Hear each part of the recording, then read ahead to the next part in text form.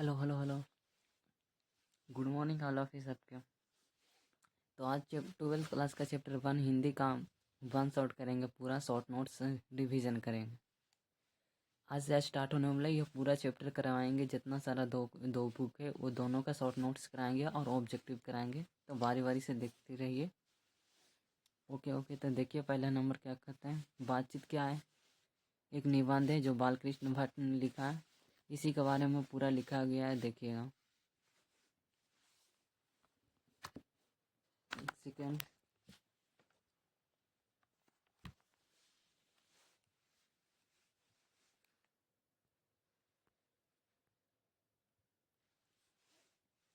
पढ़ेगा। लेखक के बारे में क्या बोलता है, बातचीत। लेखक के बारे में बोलता है, नाम क्या है। बातचीत जो लेखक है उनका नाम क्या है, बालकृष्ण भट्ट है, जिनका जन्म 23 जून 1844 ईस्वी इलाहाबाद के उत्तर प्रदेश में हुआ था। तो कहाँ हुआ, पूछा जाएगा कि जन्म कब हुआ था। तो 23 जून 1844 ईस्वी में इलाहाबाद उत्तर प्रदेश हुआ था। उनका मृत्यु 20 जुलाई 1914 ईस्वी में हुआ है। पूछेगा बालकृष्ण भट्ट का लेखक कौन है, तो बातचीत का लेखक बालकृष्ण भट्ट है, जबकि जन्म कब हुआ 23 जून 1844 ईस्वी इलाहाबाद उत्तर प्रदेश। मृत्यु कब हुआ, तो 20 जुलाई 1914 ईस्वी में। माता के नाम क्या था, तो पार्वती देवी, माता का नाम पार्वती देवी थी, जबकि पिता के नाम बेनी प्रसाद भट्ट था। युग कौन सा युग था, तो भरतेंदु युग या आधुनिक काल विकास है। आप पूछेगा कौन सा काल, तो आधुनिक काल। भरतेंदु युग का महत्व क्या है, भरतेंदु युग का महत्व यह था कि निबंध लिखने की दृष्टि से उर्वरता मतलब होता उत्तम उत्तम या अच्छा। निबंध में लेखक की दृष्टि से बहुत ही सर्वत्र बोला गया। स्वभाव क्या था, मतलब उग्र था, उग्र स्वभाव के थे। और कौन सा स्वभाव के थे, तो वह उग्र स्वभाव के थे। शिक्षा का किए थे, जो बालकृष्ण भट्ट है शिक्षा किए थे 1867 ईस्वी में प्रयाग के मिशन स्कूल में एंट्रांस की परीक्षा दी थी। उनका अध्ययन कब हुआ था, तो अध्ययन 1869 से 1875 तक प्रयाग के मिशन स्कूल में हुआ था। 1869 से 1875 तक प्रयाग के मिशन स्कूल में हुआ था। अध्यापन कब हुआ था, उनका अध्यापन हुआ था 1888 में क्राथवेट गर्ल स्कूल से अध्यापन किया था। तो ये इम्पोर्टेंट नहीं होता डेट ये होता कि उनका अध्यापन कौन सा कॉलेज से हुआ था, बोलेगा क्राथवेट गर्ल इंटर कॉलेज से हुआ था। उनका पेशा कौन था, तो वह शिक्षक थे, निबंधकार थे या पत्रकार थे, और यह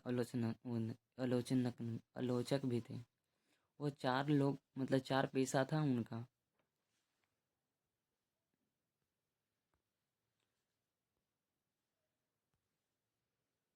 अगला पॉइंट पढ़िएगा, व्यक्तिगत नवीनतम समस्या क्या था। व्यक्तिगत जीवन समस्या, उनका पिता के मरणोपरांत पैतृक व्यापार में संभालने के नाम पर गृहलक का सम्मान किए। तो पैतृक लखनऊ में क्या, उनका पिता की डेट हो गई थी। तो वह अगला पॉइंट देखिए, पत्रिका 1877 ईस्वी में हिंदी प्रदीप नामक मासिक पत्रिका का प्रकाशन हुआ था। ये पूछा जाता है कि हिंदी मासिक पत्रिका का जो प्रकाशन का हुआ था, तो 1877 ईस्वी में प्रकाशन हुआ था।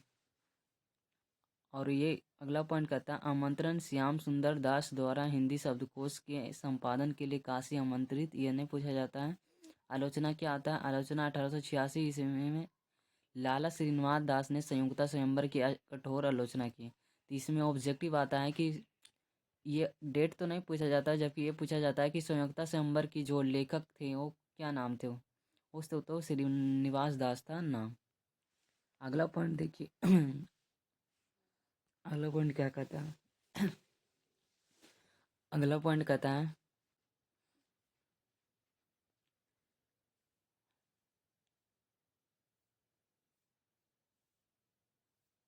योगदान क्या था। वह योगदान किए थे आधुनिक हिंदी हिंदी निबंध के जनक, गद्य काव्य के प्रवर्तक, आलोचना की नींव रखने पर वाले लेखक हुए।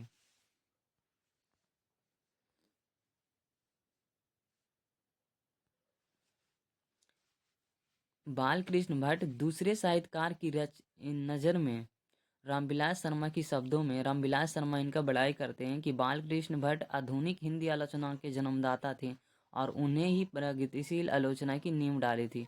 अब पूछा जाएगा कि बालकृष्ण भट्ट में जो आलोचना के जन्मदाता कौन किए थे, तो कौन कहे थे, तो रामविलास शर्मा कहे थे। जबकि श्री जो एक पॉइंट पीछे और दिया गया था, एक पॉइंट क्या था कि संयोगता स्वयंवर के लेखक थे, वो कौन थे, श्रीनिवास दास जी थे। तो इसमें दो लेखक के बारे में चर्चा है, वो श्रीनिवास दास जी और एक रामविलास शर्मा के बारे में।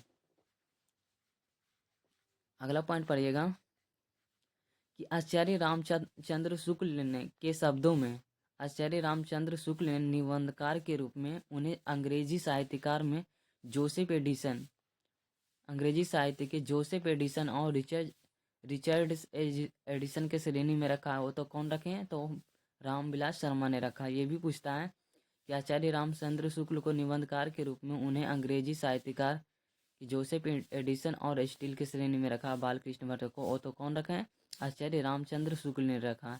जबकि रामविलास शर्मा ने उनसे आलोचना के जन्मदाता कहे थे। प्रमुख कृतियाँ क्या, उनका निबंध संग्रह जो भट्ट निबंध माला, कुल मिलकर 1000 से अधिक निबंध उनका प्रकाशन हुआ है। उपन्यास क्या है उनका, नूतन ब्रह्मचारी, 100 अजान, 1 सुजान, सद्भाव का अभाव, रहस्य कथा, उचित दक्षिण। उनका उपन्यास के नाम है नूतन ब्रह्मचारी, 100 अजान, एक सुजान, सद्भाव का अभाव, रहस्य कथा, उचित दक्षिण। अगला पॉइंट पढ़िएगा। अगला पॉइंट क्या कहता है,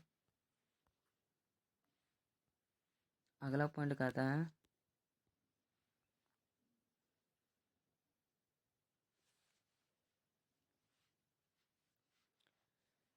नाटक कौन थे, तो दयावंती स्वयंवर, बाल विवाह, रेल का विकट खेल, सीता वनवास, पद्मावती, वेणी संहार, मेघनाथ वध एवं इंद्रश्री सीता वनवास। इसका इम्पोर्टेंट कौन है, तो रेल के विकट खेल है, और विवाह मतलब कि बाल विवाह, सीता वनवास, ये पद्मावती और बेनी संहार। इतना मेन पॉइंट है। ये भी मेघनाथ भी है। बस इतना ही है। प्रसन्न कौन है, जैसा काम करोगे वैसा, जो प्रसन्न वो भोगले हैं, जैसा काम करेंगे वैसा परिणाम होगा। अचार विडम्बन, नई रोशनी का वर्ष। अगला पॉइंट क्या कहता है नोट में, जो प्रासन एक हास्य नाटक है, मतलब कि कॉमेडी ड्रामा होता है। प्रासन क्या होता है, तो एक हास्य नाटक मतलब कॉमेडी ड्रामा होता है। पाठ के बारे में क्या, नाम बातचीत है, और विद्या क्या उनसा है, तो बोलेंगे ललित निबंध है। जो बातचीत क्या है, ललित निबंध है, जबकि इसके लेखक बालकृष्ण भट्ट है। विषय वस्तु का हुआ, विषय वस्तु इसका क्या, बातचीत बालकृष्ण भट्ट द्वारा रचित एक ललित निबंध है।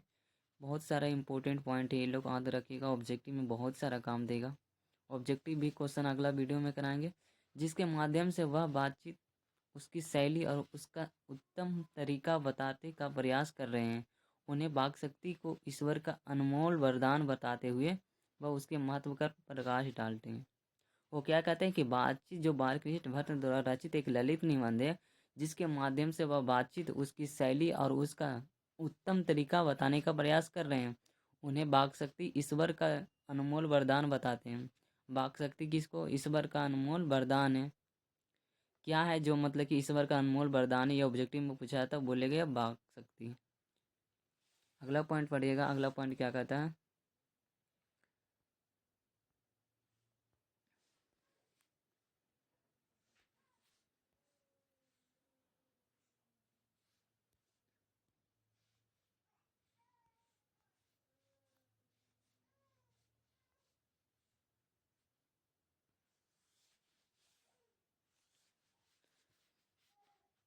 वाक शक्ति मनुष्य को मिला है, ईश्वर का एक वरदान है। और बोलेगा कौन है जो मनुष्य के मिला एक ईश्वर वरदान है, तो हमारे बोलेंगे वाक शक्ति। ऑब्जेक्टिव में पूछा जाता है मनुष्य को मिला ईश्वर का एक वरदान क्या है, तो वाक शक्ति है। वाक शक्ति के बिना संसार कैसा प्रतीत होता है, तो गूंगा गूंगा प्रतीत होता है। ऑब्जेक्टिव में पूछेगा जो वाक शक्ति के बिना संसार प्रतीत होता है कैसा, तो बोलेंगे गूंगा। स्पीच स्पीच से बातचीत का जो ढंग कैसा होता है, जो निराला होता है।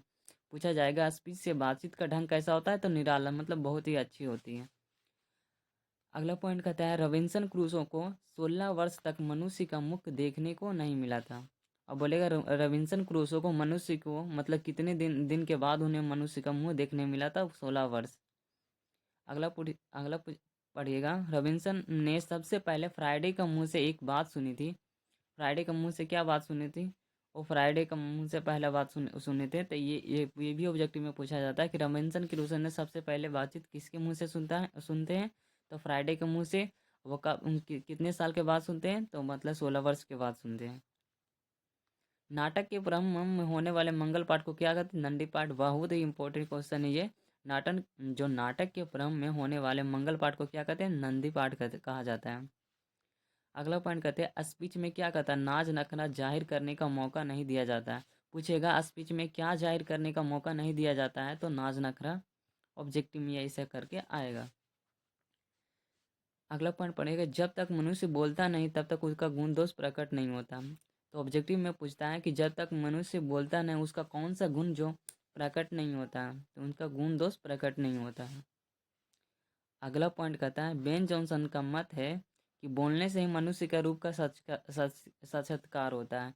ये किसने कहा? तो बेन जॉनसन ने कहा। ऐसे पूछेगा ऑब्जेक्टिव में कि बोलने से ही मनुष्य का रूप का साक्षात्कार होता है, वो किसने कहा था? तो बेन जॉनसन ने कहा था। एडिसन का मत क्या है? एडिसन क्या कहते हैं कि असल बातचीत सिर्फ दो व्यक्तियों के बीच होता है। एडिसन पूछेगा तो दो व्यक्ति को बीच जो बातचीत है वो एडिसन ने कहे थे। हमें ऑब्जेक्टिव में ऐसे आता है कि दो व्यक्ति के बीच जो संभव बातें है वो किसने कहा था? तो एडिसन ने कहा था। जबकि साक्षात्कार कौन बोले थे? तो बेन जॉनसन बोले थे।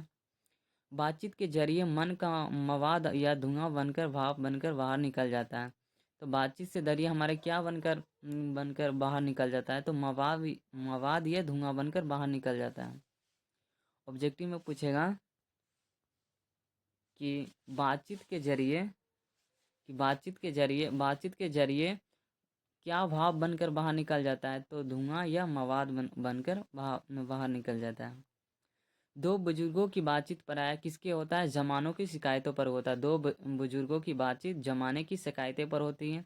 जबकि दो बूढ़ियों की बातचीत प्रकार क्या किस प्रकार का होता है? तो बहू या बेटियों को शिकायतों पर होता है, जिसको कहते हैं गिलवा शिकवा होता है।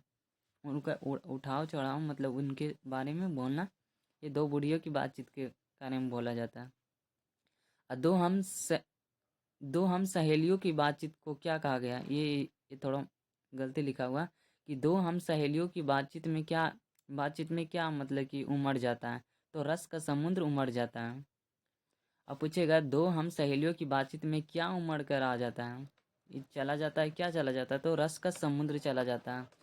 अगला पॉइंट पढ़िएगा। ये अगला पॉइंट क्या कहता है कि तीन लोगों की बातचीत के बीच में एक त्रिकोण सा बन जाता है। तीन लोगों की बातचीत में कौन बनता है? तो त्रिकोण। त्रिकोण बोले तो मतलब कि त्रिकोण एक त्रिभुज की तरह बन जाता है। तीनों लोगों के बीच हुई बातचीत क्या कहता है? अंगूठी के नख के समान होता है।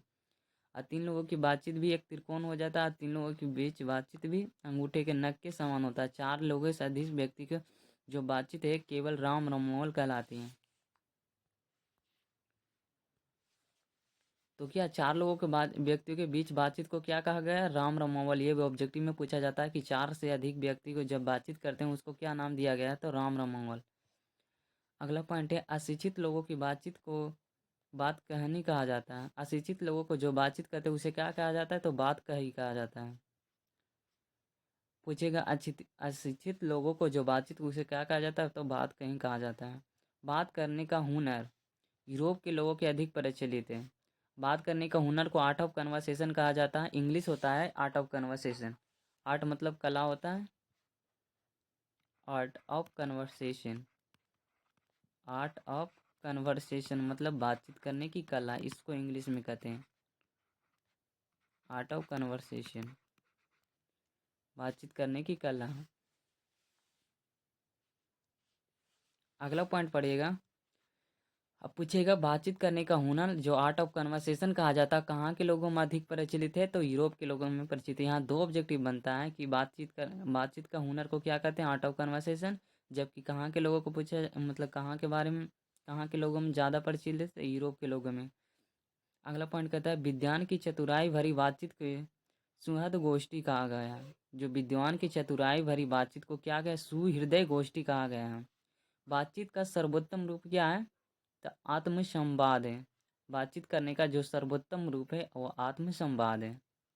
प्रचारणात्मक धोखेबाज क्या है? प्रचारणात्मक या धोखेबाज कह सकते हैं संसार का एक बड़ा भारी आईना है जो हमारी भीतरी मनोवृत्ति है। पूछेगा प्रश्नात्मक क्या है, तो संसार का एक बड़ा भारी आईना है जो हमारी भीतरी मनोवृत्ति में रहती है। अगला पॉइंट पढ़िएगा। अगला पॉइंट क्या आता है कि हमारी जीवा कतरनी कैंची के समान है, स्वच्छंदा आत्मनियंत्रित चला करती है। वो कभी भी नियंत्रित नहीं होती कि हमारी जीवा कतरनी के कैंची के समान वह स्वच्छंदता है। हेलो हेलो, अगर इसको पीडीएफ लेना है तो या तो टेलीग्राम से ले लीजिएगा, practice and revision class notes के नाम से होगा। अगर उसमें दिक्कत होगा तो इस पर मैसेज कर दीजिएगा व्हाट्सएप, हम टेलीग्राम में पीडीएफ डाल देंगे, या व्हाट्सएप पर हाई करिएगा, व्हाट्सएप पर आप लोग को पीडीएफ डाल देंगे। Okay, thank you watching for my channel पर विजिट करने के लिए।